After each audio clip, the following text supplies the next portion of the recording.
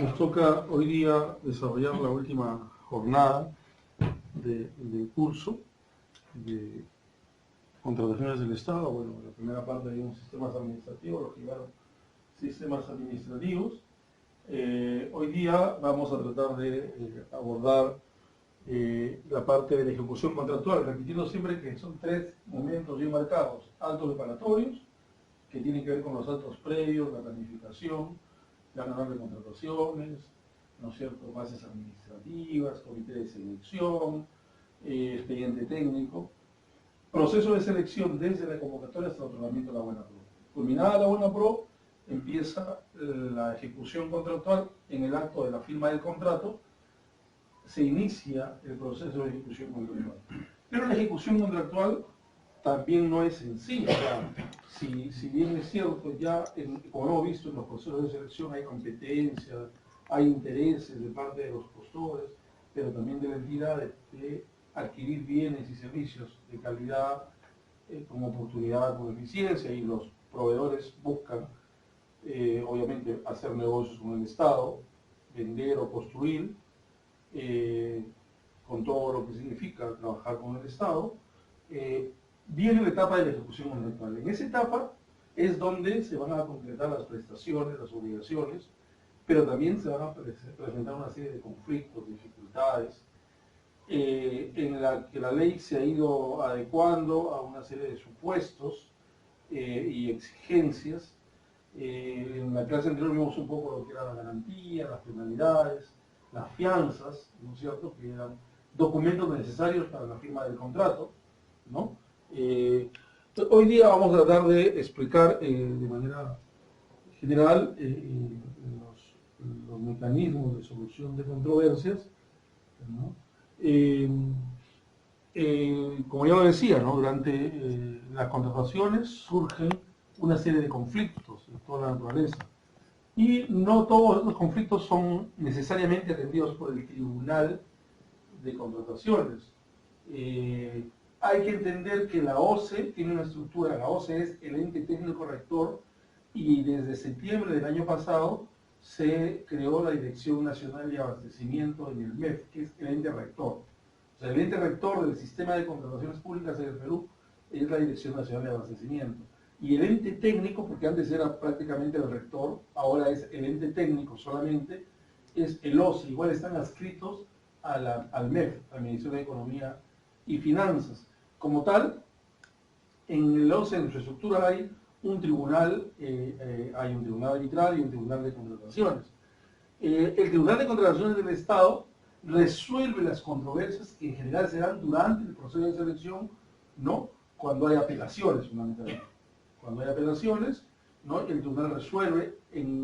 Con la última ley, en apelación solo se ven las licitaciones públicas y los concursos públicos, porque las simplificadas y las otras modalidades cuyos valores referenciales son menores a 400.000, en el caso de servicios, y obras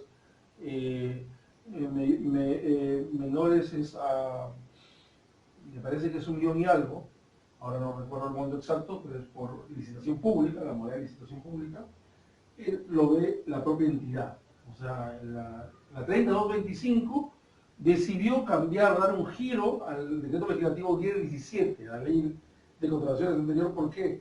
Porque en esa ley todas las operaciones prácticamente las veía el Tribunal de Contrataciones del Estado, y ahí se entrampaba, era un cuello de botella, y realmente duraban años que a veces se resuelvan algunas controversias. Y eso hacía más ineficiente al Estado, más lento, generaba mayores dificultades. Entonces, con ánimo de flexibilizar y de buscar que los procesos de selección cuyos valores referenciales no sean los que corresponden al concurso público, a la licitación pública, lo resuelve la entidad. Es decir, el comité de selección se convierte en la primera instancia, con su decisión de otorgar la buena prueba a favor de determinado postor o absorber determinadas consultas. Bueno, las consultas también las resuelve el OCE, pero la Dirección Técnica Normativa. Pero en el caso de los conflictos ya que surgen post el proceso de selección, tienen que ir al tribunal arbitral. Entonces, los conflictos ocurridos durante la ejecución contractual son atendidos en sede arbitral y también los que derivan de pedidos de nulidad o en todo caso cuando surgen controversias. Sin embargo, la ley 3225 ha incorporado, sabemos que las dos formas clásicas alternativas de solución de conflictos eran la conciliación y el arbitraje. Bueno, eso lo saben los que tienen formación jurídica. Sin embargo, la 3225 pone en el centro de la conciliación y arbitraje la Junta de Resolución de Conflictos o los Disputa Award, que es una figura, una institución jurídica anglosajona que se incorpora, ¿no es cierto?, para darle mayor flexibilidad. Perdón, los lo estuve esperando. Sí. Mire, no, yo estoy en la Avenida Larco, en el Hotel Roswell, estoy acá, en un curso que está en la Avenida Larco, frente a WOM, frente a WOM. Venga para acá, frente a WOM, porque salgo a las 9. Frente a WOM estoy. Sí, sí, frente a WOM del Arco. Hotel Roswell, entra y pregunta por mí ahí en la entrada. ¿Ya? Frente a WOM, Hotel Roswell, en la misma Avenida Larco. Antes, 2 cuadras antes.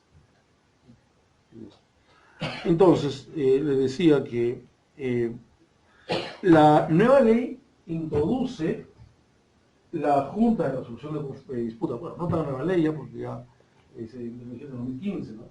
En realidad este es un mecanismo intermedio, como lo vamos a ver más adelante, ¿no?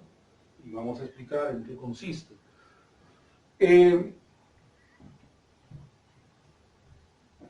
Los medios tradicionales de solución de controversias en ejecución contractual, como decía, han sido con la ley anterior, con esta última, y con la ley general de conciliación arbitral, con la ley de conciliación, ha sido eso, ¿no? Cuando surjan discrepancias o controversias entre las partes, el sistema de contrataciones ha creído conveniente, antes de judicializar un conflicto, resolverlo vía la conciliación, que es opcional.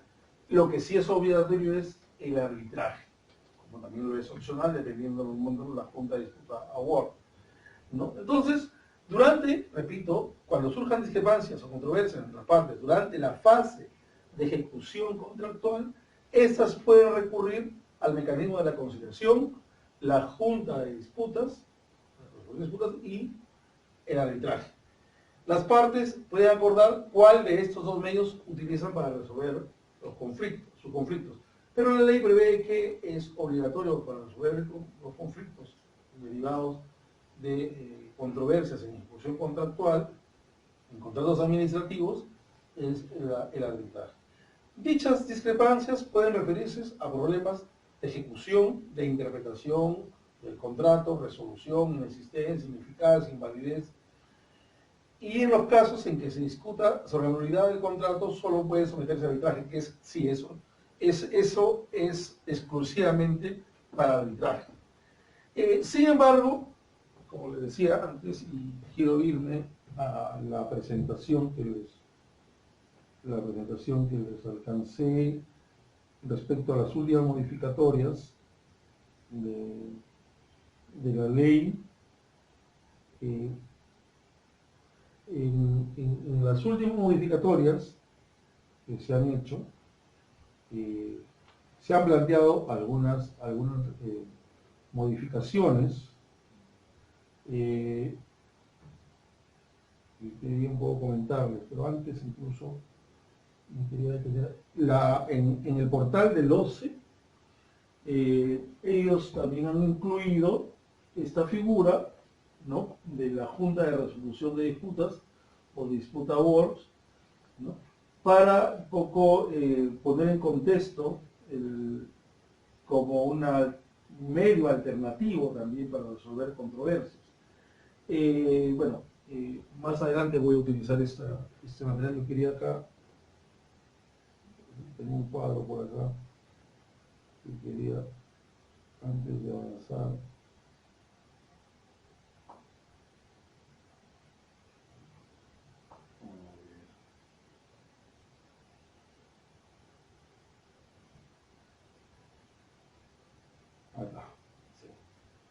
Este es el cuadrito en el que se establece un poco las diferencias. El decreto legislativo 1017, que es la ley de contrataciones vigente hasta que entre en vigencia la 30225, o sea, de 2012, 2014 más o menos, ha tenido vigencia este decreto legislativo, contemplaba solo los dos mecanismos para solucionar conflictos, la conciliación y arbitraje. Es la ley 3225 que incorpora junta de resolución de conflictos o de disputas solo para obras, con esa precisión. Que hemos dicho que es generalmente en la ejecución de obras en donde suelen presentarse mayores controversias. Allí ese es el campo, además en donde hay más recursos. No hay que olvidar que el Estado peruano, las entidades públicas, contratan miles de millones. A ver, para ponerles en claro, o sea, de los 220.000 del presupuesto público, 220.000 millones, más o menos 40.000 millones, un poquito menos quizás, se van en inversión de obra pública. O sea, es el principal medio, es por eso la parte de la torta del presupuesto público apetecible, por eso es que las empresas privadas quieren contratar con el Estado, son 40.000 millones, ¿no? Que claro, si lo vemos en términos de utilidades, si en promedio la utilidad es el 20-30%, hablando de una utilidad racional, 20% a 30% máximo, estamos hablando que los privados se llevan 10.000 millones. Si a ellos le suman los costos de la corrupción, o sea, al final, en realidad, de esos 30.000 o 40.000, solo en términos absolutos, diríamos el 50% acaba beneficiando a los peruanos. O sea, siendo así justos, siendo objetivos, de esos 40.000 millones, 20.000 son realmente el costo real, efectivo, y lo otro es utilidad y corrupción. Así de claro, ¿no? Eso es para ponerles en contexto.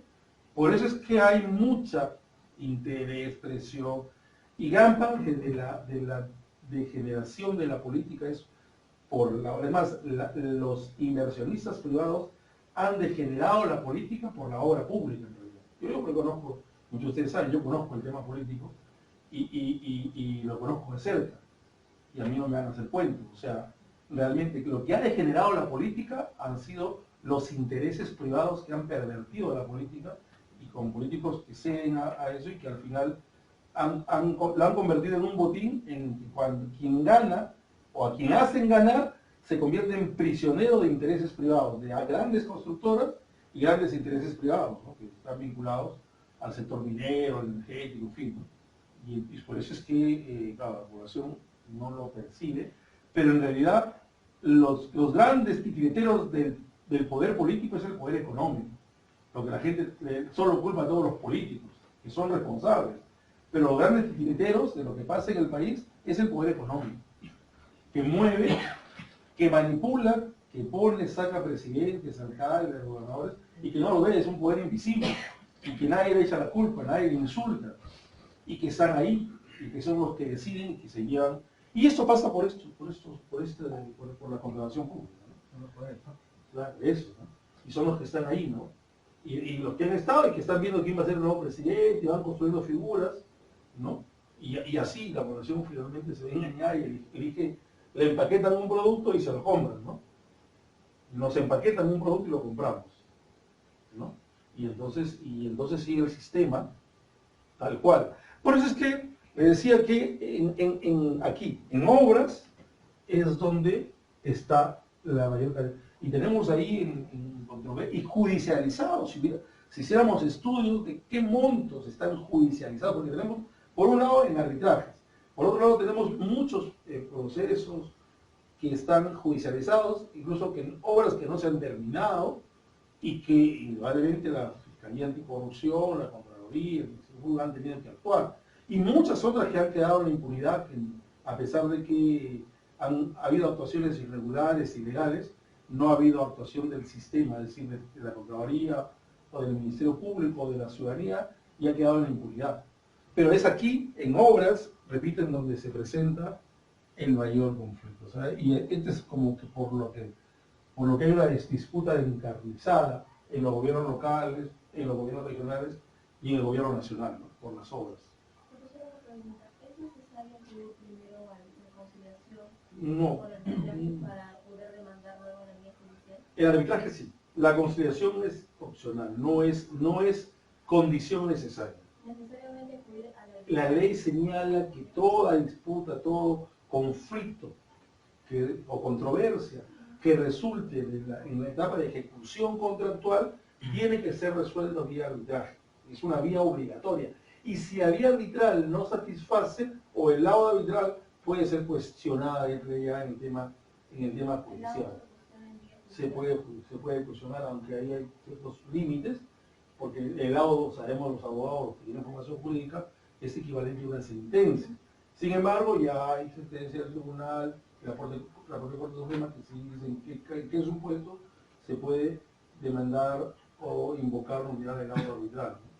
Sobre todo ahora, último, que hemos visto muchos casos en donde los árbitros pues, han sido también grandes. Antes se pensaba que el árbitro era un tercero imparcial y se pensaba pues que la corrupción estaba en el Estado y en el Poder Judicial, pero bueno, los árbitros estaban acabando, como hemos visto en Odres y tantos casos, que ya no hay tercero imparcial, sino tercero a quien le aceita la mano, y al final pues acaba resolviendo a favor de determinados intereses, se ha visto en el. Y el Estado ha sido el gran perdedor, porque de cada 10 arbitrajes, 8 ha perdido el Estado y a lo mucho 2 ha ganado. En todos los arbitrajes casi. Bueno, pero por eso digo, de 10, 8 pierde, tampoco voy a decir que los 10 los pierde, eso también es mentira, ¿no? Pero de cada 10, 8 los ha perdido, y 2. Y muchas veces, o por negligencia de los funcionarios públicos, por omisión y responsabilidad, y en otros casos por mala defensa, y en otros casos por interés, porque el funcionario público, en lugar de defender el Estado, defiende intereses privados, o porque también la ejecución o el contrato mismo no ha estado bien redactado. Entonces, por eso se creó esta figura, que todavía no hay estudios que nos digan cuáles son los resultados o el costo-beneficio, si queremos, de los mecanismos alternativos de resolución de conflictos para el presupuesto público. Y aquí creo que los abogados y los estudiantes de economía incluso, nos falta hacer estudios en realidad mucho, me parece que mucho copiamos y pegamos en las universidades, pero hay mucho que investigar respecto a lo que viene pasando en la realidad, no solo en la gestión pública, en la realidad. Y aquí hay un gran espacio para investigar, o sea, para cuantificar los costos, los efectos, no en términos de repetir, sino de aplicar métodos, técnicas que permitan evidenciar de que, por ejemplo, ¿no? La investigación, el presupuesto de obras de tales años, ¿no? Tal porcentaje acabó de manera normal, ¿no? Tal porcentaje está en arbitraje, tal porcentaje está en judicializado, de esto, pero ¿cuál es el costo? O sea, si esos montos, y además lo que el Estado tiene que indemnizar, tiene que pagar, con lo cual yo digo, porque conozco de cerca, en la universidad, en el caso de Trujillo les cuento. Lo que pasa es que la ciudadanía, la verdad, no se informa en la gestión de Acuña, o cuando Acuña resolvió el contrato que se había dejado firmado para lo que iba a ser el bypass de Mochica. Cuando él ganó la elección ya estaba licitado, o sea, estaba con la buena pro. Más allá de que puede haber, pero estaba la buena pro. O sea, ya incluso se había firmado contrato. Bueno, el señor Acuña decidió resolverlo. Ese asunto le ha costado a la ciudad más de 2 millones. Igual lo que en general los alcaldes a veces toman decisiones porque dicen, claro, no, que ha sido irregular. Sí, pero si formalmente han cumplido con todos los pasos, si no acreditas lo que dices que es ilegal, vas a perder. A veces se dejan llevar por liga o por el resultado, y entonces, y eso pasa acá, pasa en la Nacional, por ejemplo, aquí en la Facultad de Derecho, nosotros hemos construido un edificio, dijeron que había corrupción y todo, al final no han podido demostrar que la empresa ha hecho mala obra, y la universidad tendría que pagar 2 millones de soles. ¿Y todo por qué? Porque el rector dijo que el anterior rector era corrupto. Una cosa es decirlo y otra cosa es probarlo. Y el tema es que todo el mundo lo cree, y todo el mundo se come el culo, no, es corrupto, y repiten, es corrupto, y ya. Pero en la corrupción, y los profesionales tenemos que entender que tú no puedes solo decir que es más cuando ya has corrupción, tienes que luego ver Bueno, aquí ha pasado que se puede llevar que corrupción, al final no ha podido demostrar y ha perdido el arbitraje. 2 millones de soles hay que pagar. Y eso le cuesta al Estado. Y al final, o sea, una decisión equivocada nos cuesta a todos, porque al final lo asume el costo del Estado. Bueno, eso viene de esos temas, en arbitraje, en consideración por malas decisiones, ¿no? Porque claro, se dice, ¿no? Le dicen, no, aquí ha habido, pues sí. Y claro, te calienta el oído y algunos a veces te dejas llevar y tú caes. Y siempre en la administración pública uno tiene que escuchar a varios. Porque si alguien solo escucha a su entorno, las autoridades van a cometer una serie de errores. Y a veces los entornos dicen cosas para salvaguardar intereses, ¿no? O para curar heridas o odios, y al final, pues, la administración, y en esos casos, en esos procesos, se rige pues por medios probatorios, por plazos, ¿no?